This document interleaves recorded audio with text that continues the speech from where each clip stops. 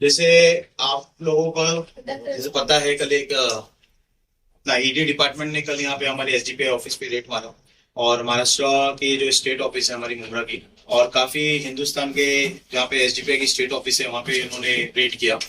लेकिन इन्होंने जो रेड किया, इनको कुछ चाहिए था एसडीपीआई से कि जो बार बार जो झूठे इल्जाम लगा रहे, फेक प्रोपेगेंडा क्रिएट कर रहे हैं कि पीएफआई से कुछ मनी लॉन्ड्रिंग के मैटर में या कुछ लिंक मिलते हैं, वैसा ये करके रेड मारा। लेकिन इन्होंने रेड मारा तो इन्होंने ये 4 या 6 घंटे की जो इनकी रेड चली है उसमें इनको 1 रुपए का भी हिसाब नहीं मिला।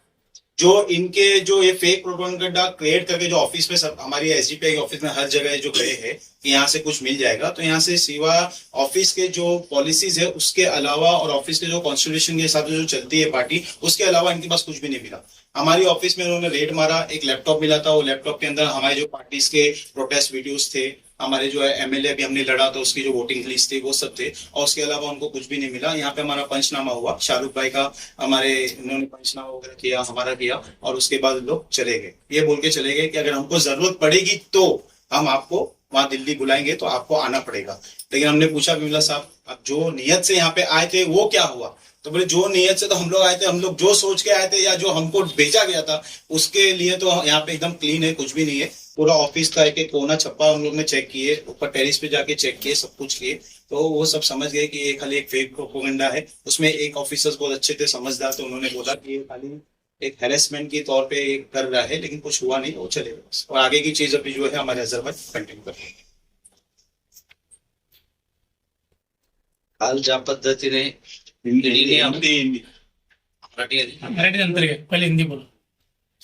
कल जिस तरीके से ईडी ने पूरे मुल्क भर में 12 जगह पे छापे मारे गए, और ये बीजेपी या मोदी सरकार का ये पहली मर्तबा इस तरह के छापे का वारदात नहीं है। हमेशा हमने देखा है 2014 से लेके अब तक जो है केंद्र सरकार ईडी, सीबीआई, इनकम टैक्स, ये डिपार्टमेंट्स को अपना एक पॉलिटिकल विंग बना के रखा है, और जहां जहां पे सरकार के खिलाफ आवाज उठती है या फिर प्रादेशिक पक्ष है, उनको खत्म करने के लिए ये सेंट्रल एजेंसीज को इस्तेमाल किए रहे। आप सोचिए कि ये 3000 अब तक रेड मार चुके ईडी, जिसमें सिर्फ कन्विक्शन जो ना 23 लोगों को हुआ है, मतलब 0.5% लोगों को कन्विक्शन हुआ है। मतलब ये साफ दिखाई देता है किस तरीके से गवर्नमेंट जो है ईडी को इस्तेमाल करके अपोजिशन को खत्म करना चाहती है। अभी हाल ही के दिनों में आपने देखा होगा कि social democratic party of India का वक्फ बिल को लेके पूरे मुल्क में जो है बड़े तौर पे प्रोटेस्ट हुआ है। सिर्फ एक स्टेट में नहीं, ये डिस्ट्रिक्ट में नहीं, महाराष्ट्र में बड़े पैमाने पे हुआ, और पूरे आवाम जो है मुस्लिम समाज के अंदर से इस ताल्लुक से लेके बहुत ही मतलब एग्रेसिव जो है इस चीज को लेके अपोज कर रहे हैं एग्रेसिवली, और ये चीज झलक रही थी। और ये उठाव कहीं बड़ा ना हो जाए, ये प्रोटेस्ट कहीं बड़ा आंदोलन की शक्ल ना ले, क्योंकि सीएनआरसी के वक्त में उन्होंने देखा है जब समाज जागरूक होता है किस तरीके से महिलाएं और जागरूक समाज जो रास्ते पे आके उसका मुखालिफत करता है, सरकार के नीतियों की मुखालिफत करता है। और जो वक्फ अमेंडमेंट बिल उन्होंने पेश किया हुआ है, इसको पूरी तरीके से नाराजगी है। कहीं ना कहीं आंदोलन को दबाने के लिए जो है ये ईडी जैसे जो केंद्रीय एजेंसी है उसको इस्तेमाल कर रही है। और हमें कहना चाहते हैं कि ईडी का इस्तेमाल जो है ना, आप लोगों ने पूरे अपोजिशन जितने पार्टीज है, चाहे वो टीएमसी हो, राष्ट्रवादी हो, या फिर कांग्रेस हो, या फिर शिवसेना हो, ये सारे पार्टी के खिलाफ में उन्होंने किया हुआ है, अब तक करते आ रहे हैं, हमने देख कभी है। तो आप भी देख सकते हैं कि आंदोलन के मुकाबले में इमीडिएटली 2022 का केस, उसमें जनवरी में हमारे राष्ट्रीय अध्यक्ष ईडी के ऑफिस में जाके स्टेटमेंट देते हैं, उसके बावजूद जो है अभी दिल्ली जा रहे थे, दिल्ली एयरपोर्ट में ईडी के ऑफिस जा रहे थे, एयरपोर्ट से उठाया गया। मतलब कहीं ना कहीं ड्रामेटाइज करना है, एक टेरर क्रिएट करना है, ताकि इश्यूज के ऊपर आप जो है ना, आवाम या कोई सामाजिक संस्था या पॉलिटिकल पार्टी, आप इस पे बात ना करो। बात करेंगे तो दबाव हो जाओगे।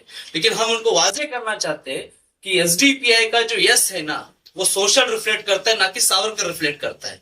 तो हम वो माफी ब्यूरो में नहीं है। जिस तरीके से महाराष्ट्र के अंदर सत्ता पलट की गई, ना सिर्फ महाराष्ट्र में और भी स्टेट्स में उन्होंने ईडी का इस्तेमाल करके सत्ता पलट किया है, अपना राजकीय अस्तित्व बरकरार रखने के लिए ये लोग सेंट्रल एजेंसी को यूज कर रहे हैं। और आज ये जो ईडी है वो एक मजाक बन चुका है, उसकी क्रेडिबिलिटी कोई नहीं रही है। आज जब भी ईडी का रेड होता है लोग ये सोचते हैं कि इन्होंने क्या किया है ऐसा लोगों के लिए जो यहाँ पे ईडी का रेड हुआ है। ये लोगों की आम सोच हो चुकी है। जब आपने देखा इलेक्ट्रॉनिक्स बॉन्ड का मसला आ गया तो लोगों ने भी देखा कि ईडी का रोल जो है वो एक एक्सटॉर्शन डिपार्टमेंट की जैसे यूज हुआ है। जिन जिन बड़े बड़े कंपनीज को जो है ईडी ने फंड नहीं मिलता था बीजेपी को, उन कंपनीज को ईडी का नोटिस देके उनसे हजारों करोड़ के तौर पे जो है फंड लिया गया है इलेक्ट्रॉनिक बॉन्ड के माध्यम से। वही महाराष्ट्र में भी देखते हैं जरांगे पाटिल, उनका आंदोलन होता है, जो मैदान देता है उनको वो कंपनीज को या संस्था को नोटिस देते हैं, वो इमीडिएटली बीजेपी में शामिल होते हैं।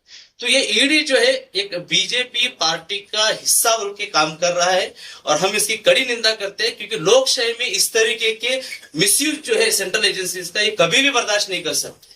और ये संवैधानिक अधिकारों का जो है ये सरकार जो है तरतूदों का गैर इस्तेमाल कर रही है अपने पॉलिटिकल फायदे के लिए, और ये जनता जान रही है। और आप हमें चाहते हैं कि ईडी भी जो है एक इंडिपेंडेंट संस्था, संवैधानिक उसको दर्जा है। हम उनको अपील करते हैं कि आप लोग जो है किसी सत्ते का जो है गुलाम नहीं बनके आप जो है कानून के तहत में काम करना चाहिए।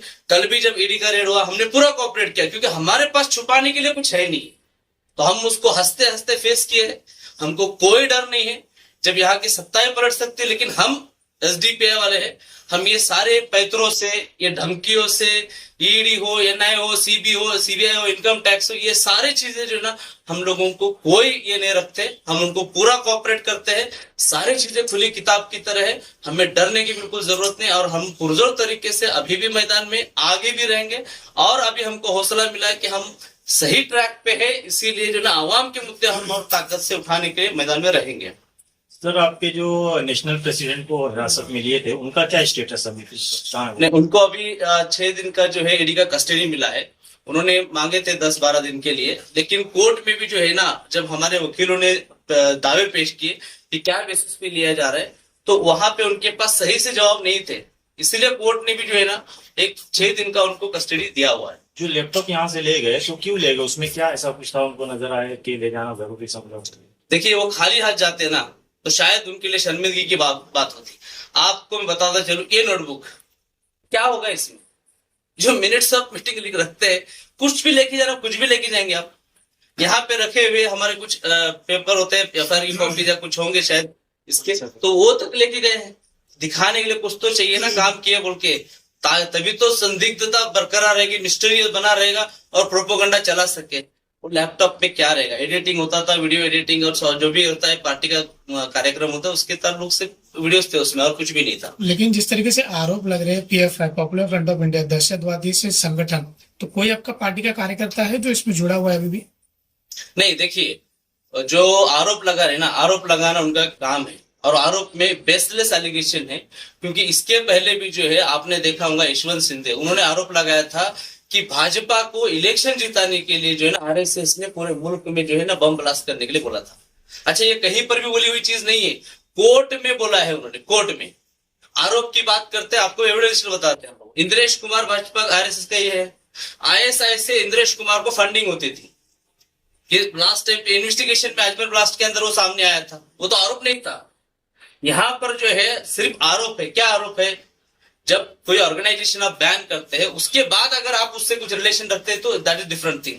अगर हजारों एनजीओ जो है, आज एसडीपीआई के बहुत सारे प्लेटफॉर्म पे हम लोग जाते हैं एनजीओ के, हमको सोचना पड़ेगा कौन से एनजीओ बैन होने वाली, किसके पास हम ना जाए, है ना। और ये पॉलिटिकल पार्टी है, इस पार्टी में कई सारे एनजीओ के लोग आ सकते, जा सकते, हम लोग उनको बैन नहीं कर सकते कि हाँ ये आप आएंगे, हम पूरा बैकग्राउंड वेरिफिकेशन करेंगे, आप कौन सा ऑर्गेनाइजेशन के, तो हम लोग ब्लॉक नहीं कर सकते उसको।